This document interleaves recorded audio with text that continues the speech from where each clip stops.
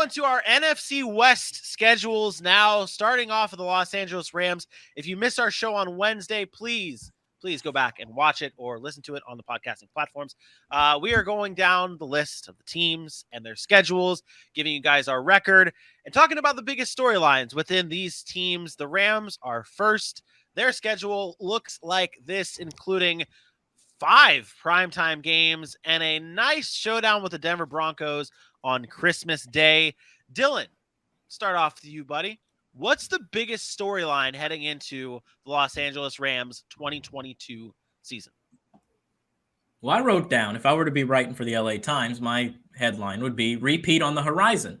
Is a repeat on the horizon for these guys. And I mean, you look at this football team. I mean, last year they really went all in. Obviously, the trades they made, bringing in Von Miller and bringing in an Odell Beckham, signing him. I mean, there's just they continue to just make splashes, both with their financial reasons and their draft pick capital. And this is a way they can continue to win. I mean, they have a lot of good football players on their roster. Sean McVay talked about wanting Odell Beckham back. They did trade Robert Woods, who missed most of the year to injury. You got Cooper Kupp, who's one of the best receivers in the NFL. You add a running back in the draft and Kyron Williams. You get a healthy Cam Akers back. I mean, I think they're solid. Obviously, you lose Darius Williams. You lose Von Miller on that defense. But, I mean, this team is really good. And in an NFC that's still pretty wide open, I think the Rams, a repeat could be on the horizon if they find a way to win football games in that division. Yeah, Dylan mentions the repeat and still a good roster. I agree. I think that the Rams, we talked about it in our kind of power rankings episode, they deserve to be the number one team.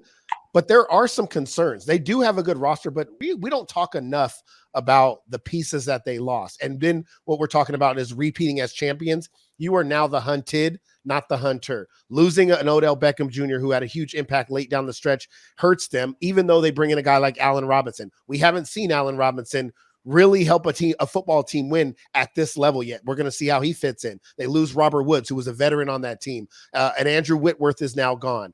You bring in guys like Bobby Wagner. You get Troy Hill back from Cleveland. So they try to balance that out.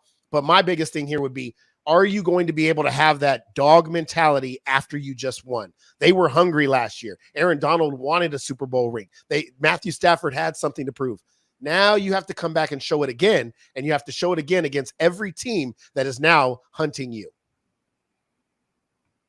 See, I got to be very careful because about this time last year, I talked about the Rams, and I was worried so much about the Rams. And what do? They go out and win a Super Bowl. So I'm going to be very careful. You brought up exactly my storyline. Can Allen Robinson return to form? I mean, we can talk about last year as a wash, but we're talking about NFL players. And despite the situation you're on, you are paid to perform. The money he got was based on what he had done before last year in the whole Matt Nagy with Justin Fields try.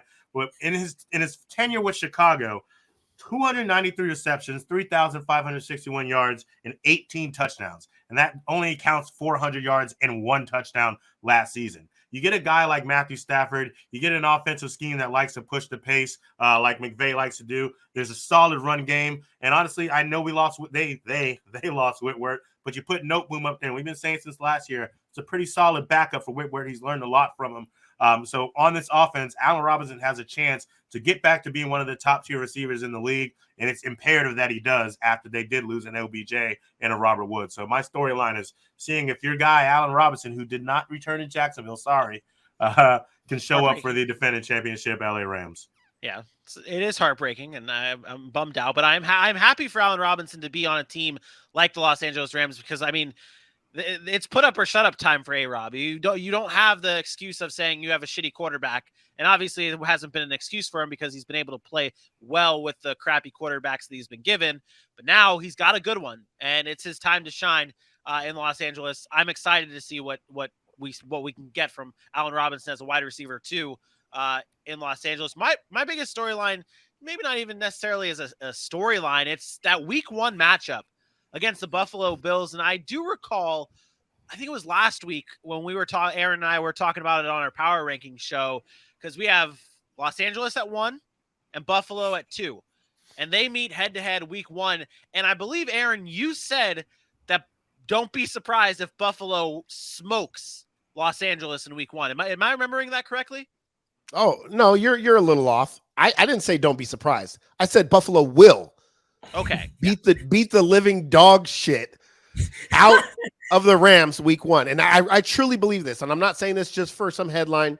I truly believe week 1 that the Bills are going to come in and make a statement that first week. And I think the Bills are going to dominate that football game. You have a lot of new pieces with the Rams. We haven't talked enough about that offensive line and Joe Noteboom, Logan Bruss, those guys that weren't there last year or didn't play a whole year last year. That first week, I think Buffalo's going to come in, and I think they're going to dominate that football game. I do think the Rams get off to a slow start this year. I think they're going to be fine, as we'll talk about winning the division, all that stuff later. But I think they'll be fine. But I do think they get off to a little bit of a slow start this year because of that Super Bowl hangover. Yeah, when I was doing going down the list of the games they won and lost, I wanted to do a little deeper research, and I found out that the defending Super Bowl champion in their season opener, that week 1, that home opener, 7-1 in the last 10 years. So, and there's some games where they don't play that Thursday night football. That's what I was referring to, those Thursday night primetime games. 7-1. I feel like you just have that extra momentum, the extra buzz in the crowd. Everyone's hyped up the fact that you're the defending Super Bowl champions. And I do believe you and I were together when we watched the Dallas Cowboys losing that heartbreaker against Tampa Bay on Thursday Night Football. I think that there's just too much hype around that Super Bowl winning team that the Rams will be able to persevere and win against the Buffalo Bills in week 1. Let's take a look at our NFC West standings and what we had for the for the Los Angeles Rams. All pretty similar. 12-5, 12-5, 11-6, 11-6. AJ, did you have Buffalo beating Los Angeles in week 1? I'm pretty sure I did. Buffalo in week 1, they really do like to come out and hit hard. And I'm personally, and we'll talk about this with the AFC East, I think Josh Allen's on a different mission this year. And I know it's easy to say, like we talked about Stephon Diggs watching the celebration 2 years ago, didn't plan out the way he did. But something about the way that game ended, I feel like Josh Allen doesn't want to let that fall into anybody's hands anymore. Like, I think he's going to be exceptional this year and one of the top 3 quarterbacks in the league again. So, or at least for the first time, despite I don't know, have the numbers right with me, but I do have them losing in week 1. I think Josh Allen's going to have a very nice day in week 1. Yeah, that'll be a tough game. That'll be a very tough, like it could either, I'm not going to go on the side of what Aaron was saying where it's not going to be close, like Buffalo's going to smoke them, whatever. But I think I could definitely see Buffalo winning. And I will play the fence there and say Buffalo. You don't get to play the fence. When week 1 rolls around, I will end up having a that's dead. When week 1 rolls around, I will have my decision. I will not be Switzerland and play the fence. But let's move on to our Dylan. Did you have the Bills in that game or the Rams on that week 1? It was a toss up. The way I looked at it, I looked at the I literally looked at the schedule and I was like, okay, they could have won this one. They could have lost this one. By the end of their bye week, I was like, okay, if they were to drop that one, they win that one. I based it off of that as opposed to, they're going to beat that team. Like, I thought there were a few toss-ups in which I would give one win to them and one win to another. So that was one of those toss-ups. Yeah. Yeah. I mean, that's also important when we talk about picking these games. And I might be the only one. Well, Vinny did as well, I believe. And I don't know how AJ did his, but I looked at a lot of factors. It wasn't just like, hey, like Dylan said, I picked, split the division games. And like, I went game by game by game. How many games in a row did you have that were on the road? Are you coming off a long road trip? Did you play back-to-back division games against 2 tough teams? Like, I have the Rams starting 1-3. And the reason I do is because they play division teams early with Arizona and San Francisco, both on the road. Like, I have them losing that first game to Buffalo because I think Buffalo is a better team. And then I have them losing those 2 road games to division opponents. But then I have them going on a stretch where they win like 6 straight.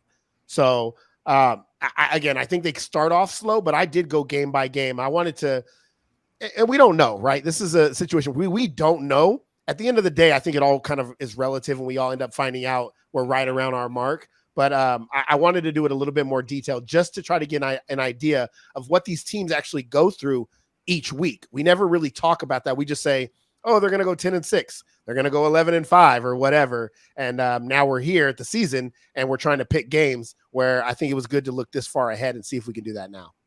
Yeah. It's a good way to come back on. We'll probably predict the season again. Not as advanced as this, but we'll come back to this, and we'll come back to what we have in August, and it's gonna be a good time.